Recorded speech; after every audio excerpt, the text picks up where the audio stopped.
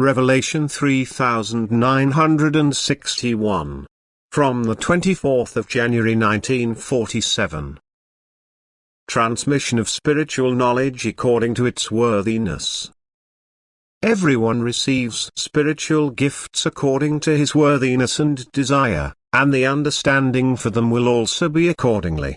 The human being may well rise into spiritual spheres at times, but he can still be far more materially minded than others, and the receipt of spiritual good can certainly take place at times, but it will not become spiritual property because it does not penetrate the heart deeply enough. The world with its demands pushes itself forward and lets the spiritual fade away.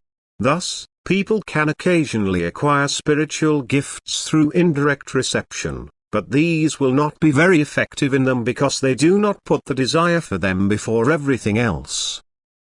In the same way, however, the desire can also be greater, but the way of life does not always correspond to God's will. In that case, spiritual gifts can only be offered to him to a limited extent, but always to the extent that strength is supplied to him, and he can therefore live in accordance with divine will if he seriously strives for it. The human being can only be given according to his worthiness, otherwise his ascent development would be influenced, that is, his will would be compelled to live a life pleasing to God, and thus also spiritual progress. But spiritual gifts, as God's emanation of strength, signify a secure means of ascent as soon as they are demandingly received.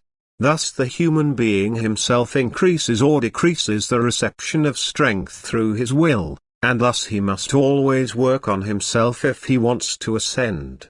Yet God takes the smallest impulse of will into account. He draws it with his love as long as the human being does not resist, as long as he does not cling too tightly to the world, and thus renders God's gift of grace ineffective. For God does not force the human being's will, because perfection is only possible in free will. Amen.